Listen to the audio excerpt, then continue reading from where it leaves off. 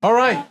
Once again, thank you everybody for coming. Thank you. The only thing I forgot to mention, after we talked about all what the nursery does over here and all the plans for the future and all that stuff, is that we are also teaching classes right here. So the basic bonsai classes are happening already. The last class was yesterday for this year, but the next class will be next year, of course, because it's gonna get too cold for people to work on trees and things like that. So if you know somebody who doesn't feel comfortable with the idea of joining a club without taking a basic class, tell them, well, go to Wilson, take his basic class, and then join the club. Come on, right? Because there's a lot of people that don't know what to do or how to do it or anything like that. So now, one more announcement, and then I'll be out of here. I'm gonna let Steve do his thing, and I'm gonna start with my wife preparing all the food. So the meeting will be. But the other reason why I wanted my bonsai club to be here is to announce that a book is coming out, and all right. So in November, sometime in November, there's going to be a call called Bonsai Therapy, Rooted in Resilience. And it's a cancer survivor's journey through healing and bonsai therapy. Awesome. So when the book comes out, I would really appreciate if you spread the word. It should be coming out in the next couple of weeks. And I know some people don't like to be recognized, but I want to say thank you to everybody who's been really helping me a lot with this journey. And before I start crying, thank you all. Steve, take it over. Amazon again. What? No signed copies? Yeah, Not get yet. Well, signed copies before you make it big. I'll sign them next time. Before he's doing world tours and stuff. Okay, so I found out about this presentation about 10:30 this morning. So I want to make a request that if I say anything that doesn't make sense to someone or you have a different experience, you let me know. Just raise your hand. We'll talk it out. All I'm going to be able to do is tell you about my experiences in growing junipers in this area over the last couple of years. That's basically what we're doing. So this is one variety of juniper. This is Shimpaku, subspecies Kishu. So this is a Kishu. If you hear people talk about Kishu, the other common ones are like Shimpaku that's not Kishu, and Procumbens nana, really common around here. A lot of people grow those. But let's talk about junipers in general. Is they don't like to be messed with too much in the summer, in the middle of the growing season. You say a lot of other plants, I do a lot with tropicals, and you can just torture the daylights out of them all through the growing season, and they find a way to bounce back. If you get one of these and you start wiring it up, twisting it hard during the growing season, you get an entirely different species, and it's the copper variety. I know that one. Okay. So this is one of my pets that I worked on this summer. Okay. And what I learned is they don't like to be messed with when they're growing. So we're going to do all their manipulations and heavy work in the end of the growing season after the cambium layer has already started slowing down and hardening off. Okay. So the thing about this is they have a really loose connection, the cambium layer to the outer bark and to the deadwood, to the heartwood. And so when it's growing and it's very fluid with activity in the cambium, and you start putting bends and stuff in them, they just separate, that layer separates, and they're done. They become a copper variety. These things are great for rooting. All these whips, these are the strong tip whips. Those are the ones you want to use for cuttings. So you cut off, a piece down here that's smaller than a chopstick, bigger than a toothpick, not be too greedy. You don't want to. I take cuttings now on these. I cut them off. I put them in water. They get hydrated. I stick them straight into 100% pumice. I don't put any dirt. I don't put any root tone. I don't do anything. I just cut them, wet them, and load them up. And I get a pot this size or bigger, full to the brim with pumice, strip off all the green where there's like 1 inch of wood that has no growth, bury it in there, put it in filtered sun, shady, bright shade, and forget about it. And it will have roots. By late May, it'll have roots. Okay, if it doesn't and it's still green, leave it. Don't keep checking it.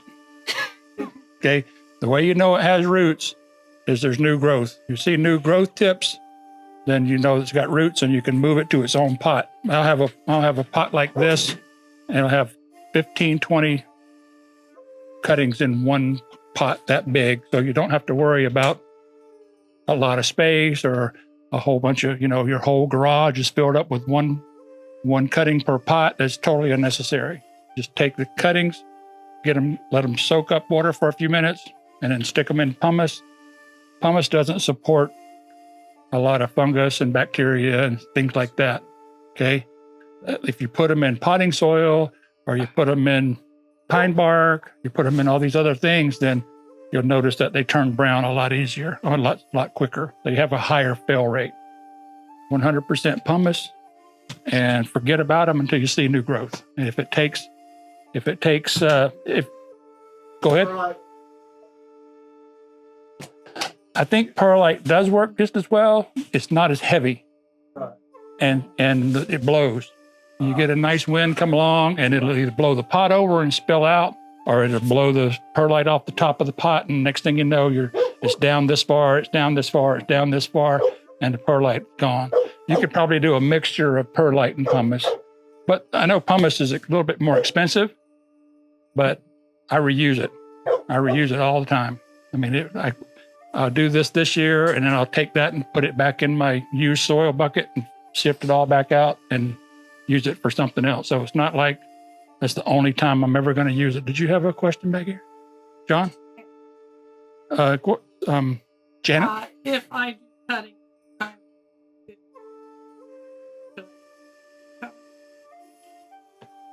I don't use a humidity cover.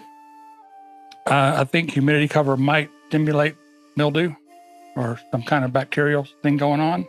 What I do is I have a rack, there's plants on the top, and I just put it under.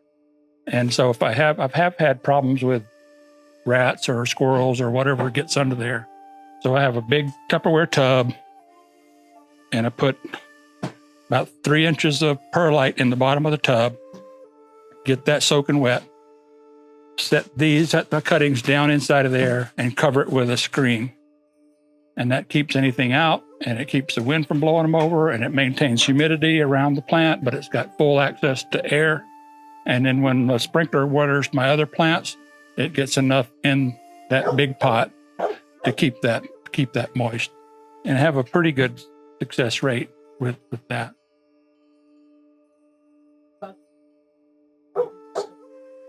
I don't bring them in. Leave them. Yeah, they'll do a lot of growing through the winter. I mean, if it gets down really cold, they'll stop. If you have a couple sunny days, they're right back at it. You leave them on the ground. I leave them. Well, mine I have in a Tupperware pot so that it has enough mass to hold some heat. The Tupperware is on the ground, and that gets warmth from the ground, and then it's under my bench, and it's covered with mesh, so it's out of the wind, and it's contacting the ground. So that's enough for. I wouldn't use a heat mat. I wouldn't use, I wouldn't cover them where they can't breathe. I would just, and I forget about them. I might not remember them this summer, but it's not going to hurt them, because when you do think about them and you pull them out, you say, is that new growth or is that old growth? And if it hasn't started new growth, forget about it. If it's brown, throw it out. Too bad. Next time, it's a war of attrition. It's either going to be in there until it sends out new shoots, or it's going to turn brown. I'm going to throw it away, and it's up to the plant. I don't care. But with a plant like this, as I was talking a couple meetings ago, what I really wanted, so Janet and I have a pact. We have a plant, we both have plants this size, and we've bet each other in 6 years that we're going to have a show-ready tree, either mame or shohin size. And so we compare notes. I visit hers, she visits mine. We talk about what we're doing right now and why we're doing it. We said, I saw a new video from so-and-so on junipers. So if anybody else wants to join in our pack and have a 6-year plan that we're gonna talk about what we're doing to this plant to make it a show-ready shohin or juniper in 6 years. That's where we're at. So what we've done already is selected our plants, have an idea of what direction we want the plant to grow, identified sacrifice branches from branches that we're going to keep, and then we take the sacrifice branches and move them aside and force sunlight down into the center of the plant, because we got to open these plants up. It's not wiring and shaping. It's just, sometimes you can use, what do you call that, where you tie a thing and pull a guy wire, put a guy wire on it and pull all these out open. You leave the sacrifice. Leave the sacrifice branches there, and then just open this up like this. So all the sunshine is going to get, see that one right there? That's going to be a good part of my shohin plant right there. But if I leave it buried under this mass, it's going to die. So we got them wired out, opened up, where we're growing this and developing more fine plant underneath. That's how it's going to work. So then, if anybody else wants to jump on board, let me know, and we'll include you in the communications that we have about developing our plants. So if you do take cuttings and cut these off, whatever's left behind, okay, you cut it back and you say, okay, I'm going to leave this as the growth point right here. So I'm going to cut this back to here. It's going to take this piece at least 2 years to get to here, to get back to that. So if you say, well, I'm going to take that off, just know that whatever's behind that is going to be at least 2 seasons to get back to that strength. So, So if you want to use this to develop trunk girth, let it go.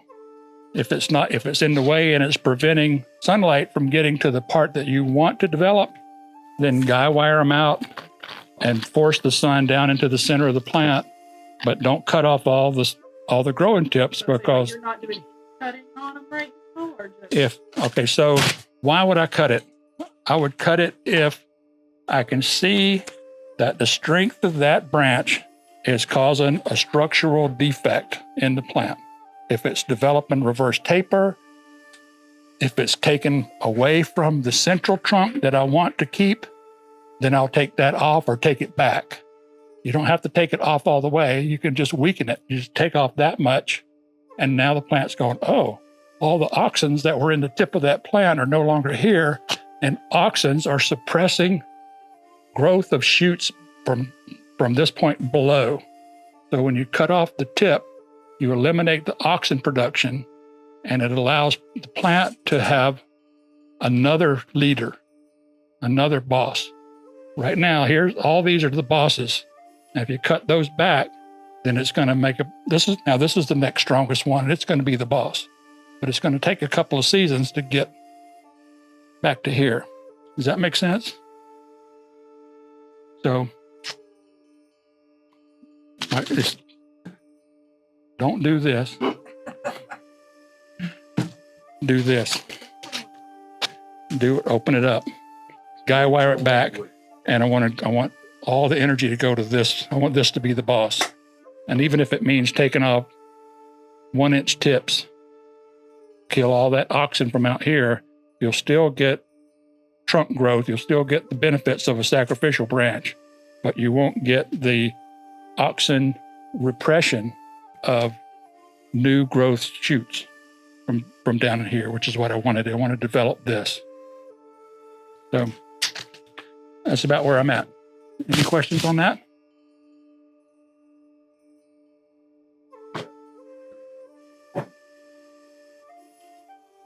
Yeah. Early, there's a lot of space. Cells.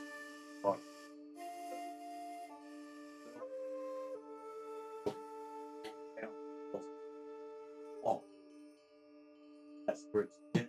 That Right. I'm thinking right there. Multiply this. When you get to the growing. Because hardening off is actually that Creating that slowing ring. down Right. that late wood. So early wood, you don't want to play with it when it's just early wood. That's right. You want to wait until it slows down and creates that late, which is Right. it forms a ring. Right. And it's firm and it's got a better bite on the components that's from the softwood and the bark. There's the cambium layer between. The cambium is where all the activity goes. That's where all the water goes up, where all the water goes down. It's the cambium, the water goes up, but of the cambium, the water comes back. The energy comes back down, but through this softwood, the water goes back up. Yes, sir.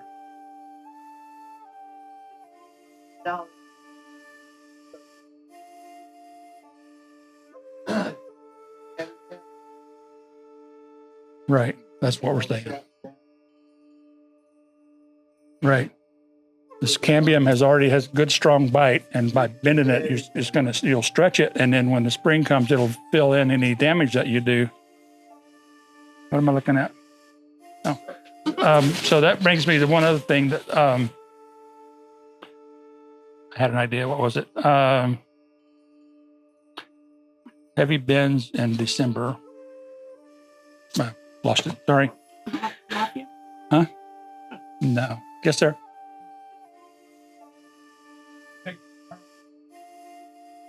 Okay, so this time of year, most plants are regaining energy from their leaves. They've spent all summer long pushing out leaves, solar panels to gather the sunlight and the oxygen, bring it back to the plant.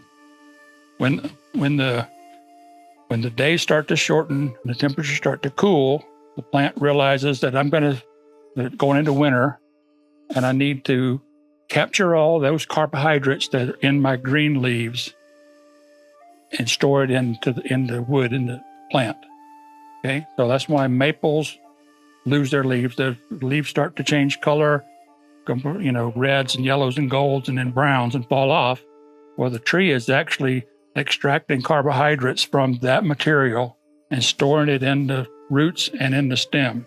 And then once it gets all that energy it can from its leaves, it's asleep. And you can do whatever you want to deciduous trees when they're asleep. Then when the spring comes, the temperatures warm up, the ground starts to warm, and they'll start popping buds, and the cycle starts all over again. So my thought was, this is not a good time to do shaping and overall pruning to junipers. Junipers want to have all this growth out until the temperatures start to fall, because it abstracts all of its carbohydrates from the leaves back into the trunk. And that acts, the sap, which is different, conifer sap is different than maple sap. And this actually acts as an antifreeze for the roots and for the trunk. So if you have a bushy, long leggy plant like this that goes through fall into winter, it sucks up more of this energy from these tips into the bark, and it will sustain longer and deeper cold snaps than a tree that you've butched, that you've cut all the leaves off. It can't recoup that energy that it's worked on all year because you cut it away. So you can do judicious tripping, but I wouldn't take more than, 3 or 4 off of this plant. It helps the plant survive because it has a lot more energy here. It can sustain colder and longer cold spells. Shaggy than it ever could. Trimmed up nice and neat. Yes, ma'am. A number of the creators that I follow do talk as part of their fall pruning for conifer is to proactively start the process of balancing by starting to thin individual needle sets. Okay. Opinion? Oh, and the rationale is that you're actually starting the process of helping the plant identify where new growth formation starts. And that doing that in the fall gives you an early start. I can't dispute that. I think it's a fairly advanced thought process. I don't dispute it at all.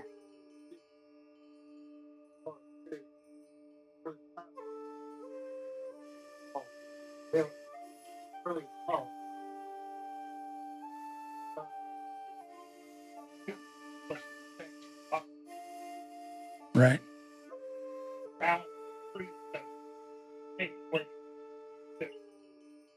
And then it's going to develop it somewhere else. Right. And that's probably Right. the north versus south might play here. All of they're not all, but they're all in folder. Fine. One thing is it's not based.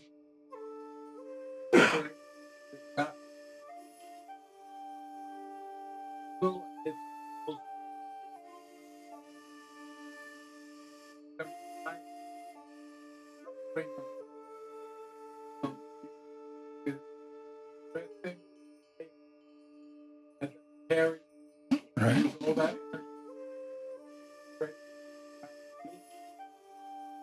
So and that brings me to another point is that what I learned 5, 6, 7 years ago is I got a new plant. I'm going to go through, I'm going to cut off all the bottom tips. I'm going to cut off all the crotch growth. I'm going to cut off everything pointing down. I'm going to cut off everything pointing up. That's fine if the plant is 70% how you want it. Okay. But if it's not, like this plant, if I did that, I would never get this stuff to grow because a lot of this crotch growth, what we'd call crotch growth now, is my future tree, is what I want it to be. So I have trees that have grown out and I have a crown, a core of greenery around the top, and I have all these branches that reach up and have all the greenery up here and I have a lot of long leggy stuff, and it's not as compact as I would want it. And that's a result of me cleaning and taking back all the little shoots and all the crotch growth and all the spurs and all the things going down. I mean, some of these plants you look out here, they're so dense you can't even get your finger in them, and they're beautiful. And if you cut off all the small growth, you're never going to get it that dense the way you really want it.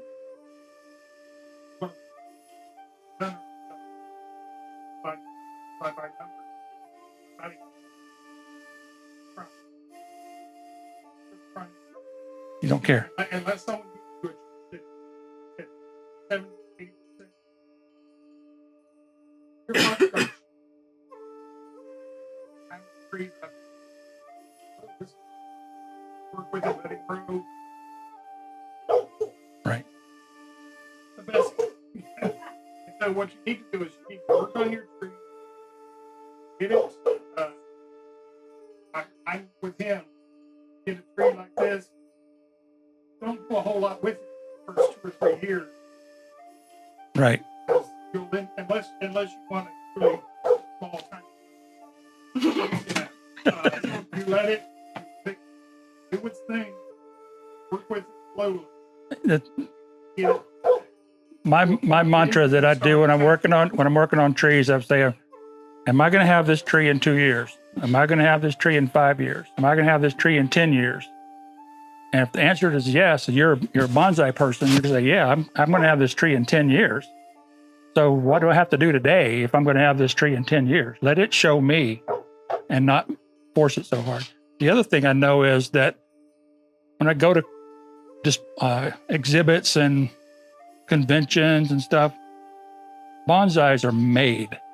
People create bonsais by digging them up out of the forest or getting them from a nursery, and they're just like, you saw that holly over here, giant stump, things about that tall.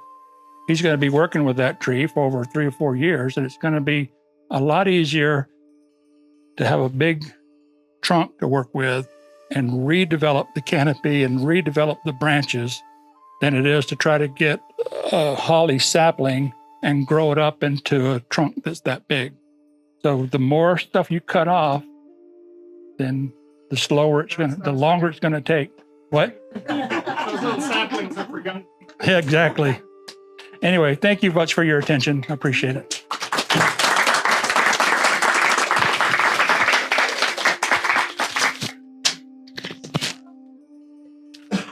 That plant?